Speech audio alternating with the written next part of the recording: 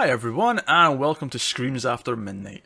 This is the horror movie podcast here on the Mild Fuzz Podcast Network. I'm Peter Bradley, and joining me as always is Tim Vargul. Yeesh. Oh, thank you. Yes, hello. Yeah, that joke was so good that I did it on the second take because I wanted them to hear it. Right, that's important. And also here, Joseph Kohler's back, and he's in a deep dark dungeon somewhere. I wish I had a spooky name like Tim. Yeah, You got the best name, though. It's cooler. Kohler.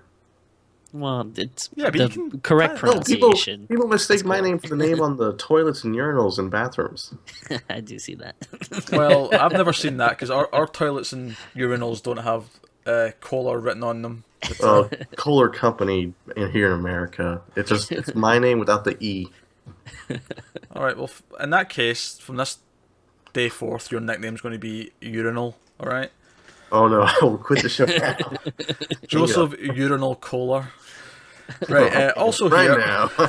also here, Kevin couldn't be here. He's having tech issues. His mic or laptop or all of the above stopped working. So, our regular substitute, he's not been here in a while.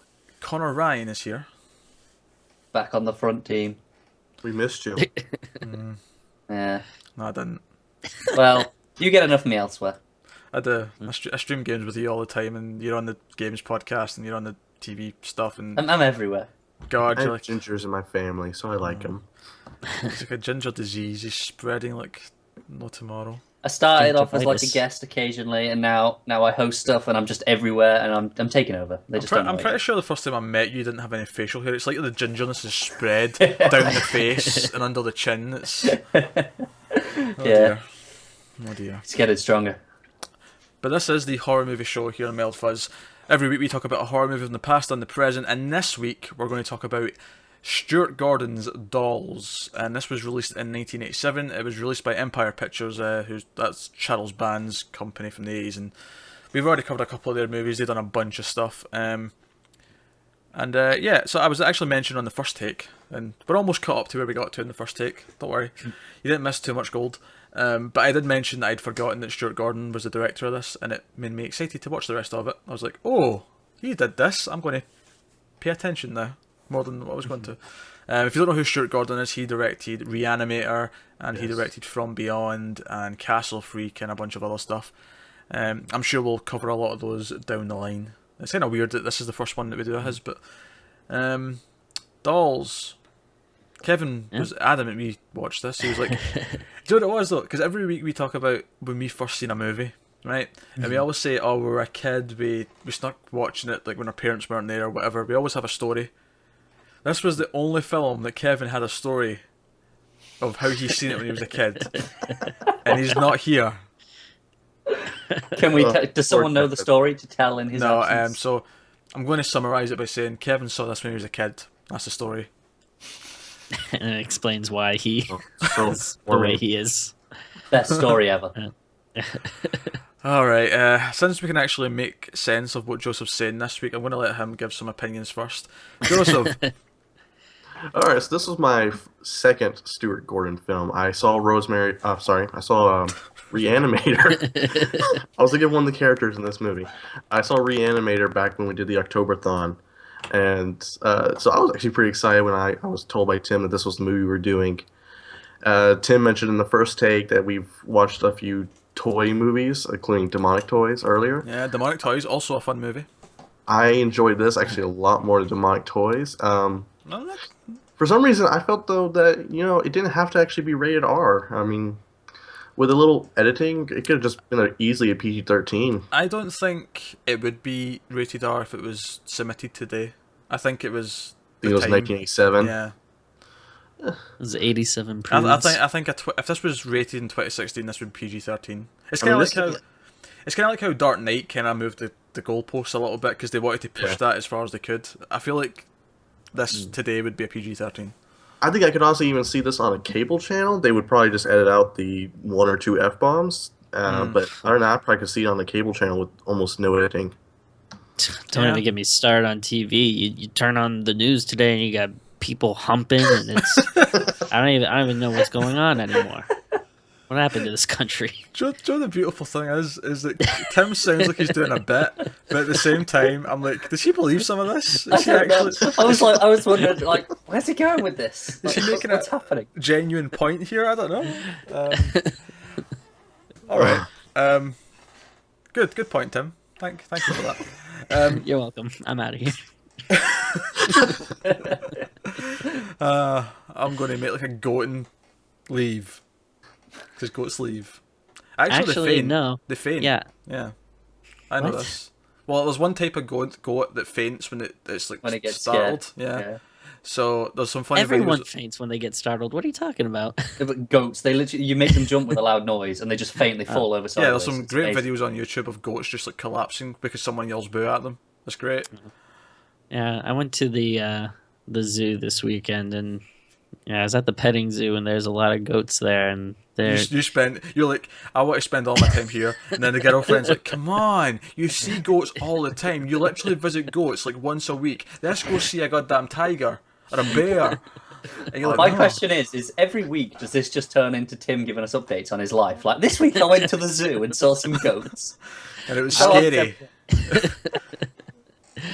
it was no, there's actually this one really cool like goat from Afghanistan. He looked very like Krampusy, but no, with dolls. I thought it was it was fun. You know, it was a fun little time. I think it was fun. Yeah. There's some annoying stuff like that. Man, that little girl annoyed the shit out of me. I think I'm going to disagree with that. I actually really liked the little girl in this. I thought she was whipping out some great lines. When the grandpa or whoever, the old guy asks, "Are you afraid of the dark?" and she hits back with, "No, I'm scared of what's in the dark." I thought that was a really good little line. I like that. That's a kid who knows what she's scared of. I didn't have a problem with the lines. I just thought the actress. Yeah, but to be fair, a lot of the acting in this was a bit ropey. Yeah, the main guy who's just like everything was acted like he was like fucking on like a sitcom or something. He's like, Yeah. Yeah, he was. let's go. He was especially over the top. Not that I minded, it kind of fit the tone of the movie. The movie just felt like that over the top 80s vibe. Yeah, there's a lot about it that very, very over the top. What I did like, I liked the setting. I liked that it was just like classic horror. People break down. They have to take shelter in like this weird old house. And that various people end up there. What I didn't like, and Connor might hate this especially. But they really over the top English accents from the two punk girls. Yeah, it was like they were proper trying to fit into the like mods and rocker scene and like way over the top. It's like, what is this atrocity? Atrocity. It was that bad I can't even say the word. Yeah. Actually, that's a good question. I don't know if I missed it, but where the hell did this take place? Did they ever say? Somewhere in America. It's on vacation. That's all we know. All the cars they were driving, the steering wheels were all on the right side. Oh, well. Yeah. Well, actually, it's funny you mentioned that. I believe it was shot in Italy. To be fair, maybe it was meant to be in because they were talking about getting a plane back to Boston at the end. So they obviously weren't. I mean, obviously you can just get a plane to Boston in America, but maybe it wasn't in America. Maybe it was Italy. I mean, it's kind of weird how the house they stumble into was two American old people and another American guy shows up. So it's kind of weird if it is Italy, but actually, no, wait a minute. Mainland Europe doesn't drive. Mainland Europe drive on the same as America, yeah. Yeah, they drive on the right. It's only us that drives on the left. Us in Japan. Yeah. That doesn't. Can't get with everybody else. God damn. I'll check in with Stuart Gordon. It's See like what's us up. with the metric system. Yeah, talk to Stuart Gordon. Find out what's going on here. Check your sources. Yeah, I never actually noticed the steering wheel thing. I mean, if I'm looking for it, I'll notice that, but that's not the sort of thing I'd necessarily. I just thought it was really weird, like early on when they're stuck in the mud and like the dad gets out and he starts pushing the car and the car started driving. I'm by trying itself. to think when they drove past the two girls, what side of the road were they on? Oh, I'm not going to remember that. I'm trying to think how the shot was framed, and because they were It obviously says here on Wikipedia that it was the Gothic English countryside, so apparently it is England. Oh, it's England. All right. With the So there's just lots of Americans about then. yeah. Yeah, on vacation. They just didn't care enough to act with accents. Yeah, true. Well, fair enough. I can live with that. So the fact that really annoying rich woman who's like the stepmom of the girl, first of all, is awful. But she spends the entire time saying how much she hates the place she's in. That's an insult to you, Connor, and your homeland. I think I'd probably be hated stuck in that house too. To be fair, so that is the least of my problems with that woman. Well, she wanted to be in Monte Carlo. She didn't want to be there in England at all. She was a cow though. Her and the dad were horrible to that girl. Yeah, they hated that their daughter had an imagination. Like the dad was pumped up to 11, freaking out just because he's like, I've had enough of this goblin and elves, and it's like your daughter's First thing in the morning. 8. First thing in the morning, shipping the Torpor off to Boston. Yeah, that was a line. Yes, that was a thing. There's also the stepmom kicking her under the table if she tells her that she threw her teddy bear into the woods. Can I just point out that scene there is where I realised what I was in for. Because it starts off, normal enough, whatever, and then she throws the bear, and then it has that scene of her imagination where the giant fucking bear. Oh, that was great. I was like, what the fuck am I in here? That was great. Yeah, that bear was great. I loved it was that fantastic, stuff. but I was like, what is this film again? I don't think I mentioned at the start, actually, full spoilers, but it's always full spoilers, but I'm pointing it out now before we get into the really deep stuff. There's kind of a weird thing here that, okay, so the old people are kind of like the visit because they're kind of kooky and crazy. So glad I wasn't having to be sub on that one. And the dolls all start, doing their shit right. But I kind of what I kind of like about it in a weird way in this movie is that they kill the assholes and let the good people live. And the old people at the end send her and him off like, oh, have a nice life. We've dealt with the Here's shit money. tits. Here's the money you've inherited. Have a nice life. Go bring it to your mother. Yeah, it's kind of... I mean, what they're doing is wrong. You don't just kill people. But they do kill a lot of people who are really unlikable. Like, those two English girls, A, they're annoying, but B, they're also trying to steal everything. Like, their entire goal is to steal stuff from people. Well, see, I was thinking about that, and I did think... I definitely agree that the people aren't unlikable, but I'm like, I don't know if that's to the point where they should be murdered. I don't know. Anyone who says it anti-parent probably deserves to be murdered. Yeah, probably. The parents deserved it. Yeah. I mean, they were shitty parents, but just let the girl live with the mom. She's a lot better off without them than let them do whatever they want. I don't know. I think Tim, it's because it's kind of a little bit more cartoony, so it kind of works. Yeah. But I don't think the movies try to say that people who are like this should die, but... No, I think that's what you're saying, though. You're I'm saying. Yeah, No. you totally. I'm saying it about the girl who says anti-Q. She deserves it. God. Those two English girls were so annoying. But the thing is I enjoyed the movie so much, as it was going on, because everything was just so fun. Yeah. Well, it was a great ride. It was a great ride. One moment I really that really made me laugh was after the stepmom, whatever she's called, is killed. The dad lies into bed next to her and realizes she's dead, but she sort of because of the way he lies in the bed, she sort of falls onto him, and then he has this thing where he's struggling to get away from the dead body, as if she's got him pinned. I'm like, why are you flailing around? You can lift her off of you. I also like that is that thing that only happens in movies where the guy was like, the wife was clearly dead. There was blood on the sheet. She was laying perfectly still, not breathing, but the guy was still like, hey, honey, what's up? You mad at me? I feel like that only happens in movies. No one ever has the quick instinct to just actually look at a person or something. To be fair, I've never had the misfortune of lying down next to someone who's dead to know if I would I would instantly go, are you all right? Something. You're not missing anything, Peter. I don't think so. But then again, if you're Chad Radwell, then you can only hope for such an experience. Yeah, you would become a very lucky man. You're welcome, Robert. On the subject, by the way, Chad Radwell is confirmed for Scream Queen Season 2. So pumped. Yes. All right. So pumped. Anyway, so dolls. I have a question. Good. There you go, yeah. How strong are these dolls? Pretty strong. Yeah. They have like super doll strength, like because like the first kill, like that English chick, they basically like get her on the floor, have her stretched out, and just continuously ram her head into the wall. I like that kill. Well, we don't know how many.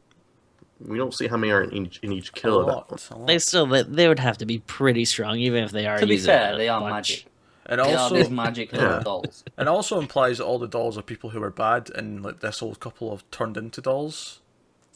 See, that's another question I had. So, do these dolls, do they want to kill people because they were all originally bad people that got turned into dolls, or are they just like weird magical creatures that are protecting the house from like, you know, like bad spirit people with bad intentions or something? Or Don't think into it. You're putting this far too much. Actually, I love at the end when the old guy's reading out the letter that the dad supposedly left, like with the instructions for what to do with the daughter. Yeah. And he finished reading it, and then the sort of goofy guy says, "But I don't have money to take her back." He's like, "Oh, P.S. I left you money for this." And then he's like, "What?" And he goes to read it, and the guy just throws it in the fire. He's like, "Oh no, Don't worry about it. I just love how tacked on that is. Like, oh, and he also said, I had fun. I think. I mean, I don't think it's as good as Reanimator. I don't think it's as good as From Beyond even. But I'd probably put it above Castle Freak. yeah, Castle Freak's kind of atrocious. I don't think it was atrocious. I thought it was okay. Yes. Joe, it's atrocious. He did a movie, a remake of Pit and the Pendulum. I haven't watched that yet. I was actually close to watching that, but bored the everlasting shit out of me. Okay. Stuart Gordon in the 90s is not Stuart Gordon in the 80s, but Stuart Gordon in the 80s is Gold. Yeah. awesome stuff. But Anything else somebody wants to bring up? My favorite kill has go got to for be the firing squad. Oh Yeah, yeah. that was good. That's just fantastic. That was good. That was good. So much fun. Dramatic and slow after that second shot. I was actually I was really impressed with the special effects in this. Like Connor mentioned, like the beginning with that bear. That Great whole costume. sequence was awesome. Just of it like transforming and then wrecking Bursting out the teddy bear almost to a Yeah. Like that was really cool. I thought like when a lot of times when the dolls moved and stuff, like it was like a little cheesy looking at times, but I thought it like actually looked cool and works with like the, aesthetic of the 80s horror movie. Yeah. And then stuff like actually thought it was really cool when they find that first girl dead in the attic and she's been turned into a doll and like the eyes roll out. I actually thought that was a pretty cool scene and like Yeah. So yeah, I was actually really impressed with a lot of special effects and stuff in it. I think the direction, the special effects, and I'd say the production design and stuff Yeah. is all really fun, really good, solid. Cast does fine, I guess, for what they've got. It's not much there. The script is okay. Yeah. But it's lean. It doesn't outstay its welcome. It's not even 80 minutes long. Yeah, it's that definitely helps it. And I had fun, so. Yeah. I think, I want to go. I want to go, Joseph. Did you know they actually wanted to do a sequel originally?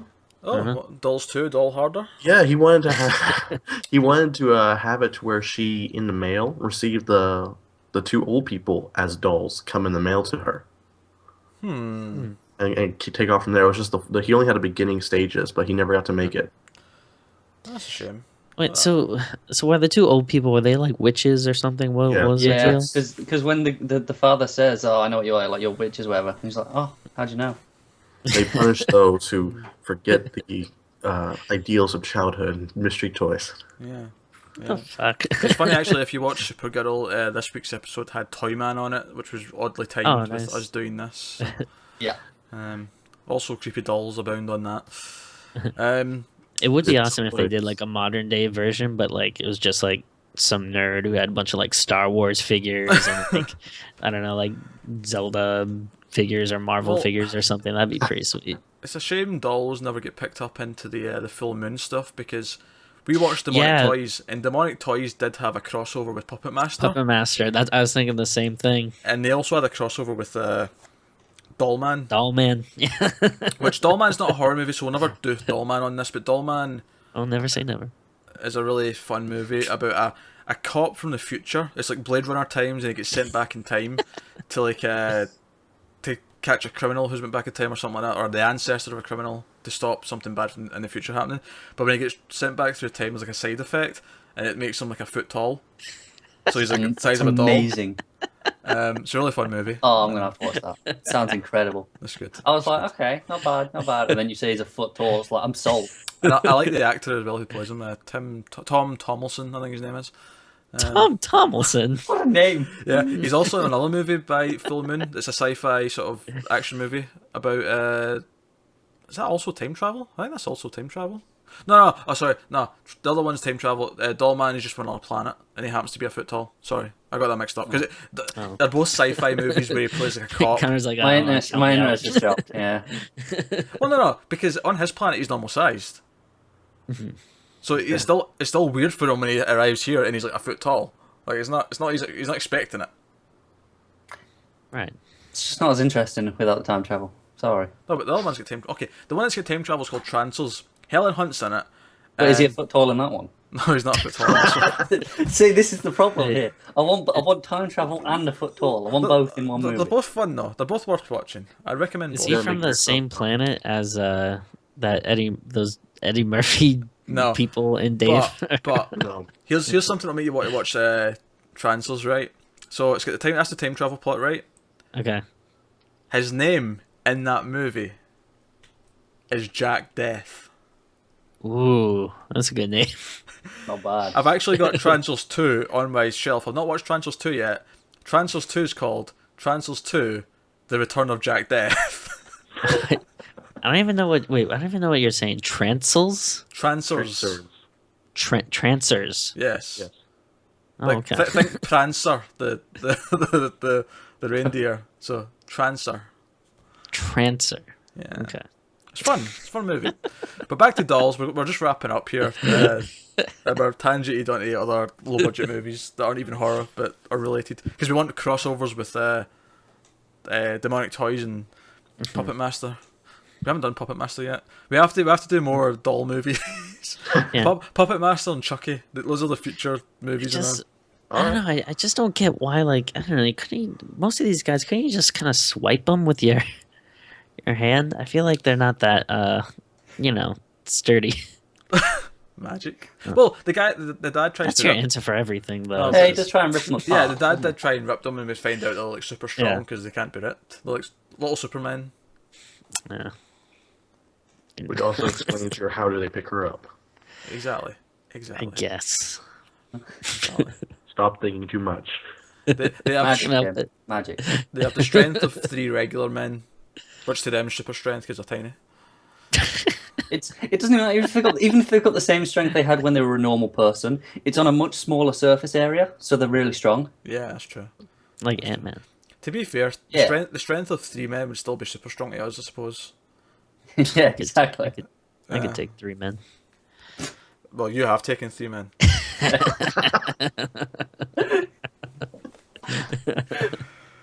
We called that a Vargulish calzone. What? I Okay. don't know. All right, we'll go with it. There was filling, and I'm going to stop now. All right. Yeah. So everyone enjoyed dolls. That's good. Oh, yes. So let's get to some ratings then. Right. Let's get to angry teddy bears out of 10. Right. That's what we'll do for ratings this week. Okay. So Connor, you're the guest. You're the non-regular. You're the That sounds so insulting. you're the ginger and the mist. Non-regular. See, you didn't do that in the second take. In the first take, you told them all I was ginger, and I thought I'd got away with it. The audio listeners didn't know now this time, but now they do. No, in this take, I talked about the ginger hair spreading down your face. That was take 2. What was that take 2? Oh, okay. Well, now we I did know. know. Yeah. Now they definitely know. They know for certain now. It's been Yeah. brought up and then resaid at the end. So that's a thing, right? So how many angry teddy bears? Okay. I want to give it something with 0.5 just so I can give it half a bear because obviously it got ripped in half at some point. But it's 7. It's 7, right? Good. Joseph, how many angry bears out of 10? First, I just want to remind you, your toys remember you. They're very loyal to you. That's a fact. I would probably give this movie 8 angry teddy bears out of 10. Does that include sex toys, by the way, that little speech? I haven't had any. Do you? I mean, maybe if they remember you. I don't know if we get any female listeners, or male listeners if you're into female sex toys. If you've got a rampant rabbit from like 10 years ago, does that rampant rabbit remember you? Like, does it remember the smell? Then again, who's selling on their sex toys to someone else? And it's loyal to you. It's loyal to you. That's a really, it's loyal. So if someone else tries to use it, it's like, oh no, I can't cheat. I'm a loyal sex toy. Tim. Yo. Speaking of sex. What up? How many angry bears out of 10? Yo. I think I give it a 6.5. It was good. It was a lot of fun. I think it's worth watching, but especially for like all the special effects and stuff. But there's a couple of stuff that annoyed me. But I did like it. I don't want to be too harsh on it. Yeah, I liked it. Thought it was fun. Thought it was a good 80s time. Like I knew like minutes into it that I was going to like it. Like I had that feel, that I want in a movie like this. So, yeah, I probably would land on a 7 myself. 7 angry bears out of 10. So that's 6.5, 2 7s, and an 8. For once, Joseph's being generous because you're usually the prude when it comes to these. You're like, I'll give it this. But no, that's fine. So dolls, we like dolls. The movie dolls, not actual dolls. Although I can't speak for No, I can see there's a whole shelf of them behind Tim. Yeah, that's true. That's true. Wonder what Hellboy would be like if he woke up while Tim's asleep. We'd get along. He'd go and grab some pizza for him. Yeah. Yeah. I got a big Hellboy too. The guy's like that. See, he can actually carry pizza as well. Yeah. He have the strength of like 9 men. He can take a bite out of the slice of pizza and continue to hold it like a human being. Yeah. That was really just for Connor and anyone who happened to watch or listen to the Supergirl review from this week. Actually, Tim, since we've got you on, what up? Just before we wrap up, I know this is a bit of a tangent, but Timmy, yo, there's a scene in Supergirl this week, right? Okay. Where they get a pizza, Supergirl and her sister, they get a pizza, and they each grab a slice. That's all fine. Wait, Supergirl has a sister? Well, adopted sister kind of thing. Okay. And they both grab a slice, right? And they take a bite each, take one bite each, and they both put it back onto the box.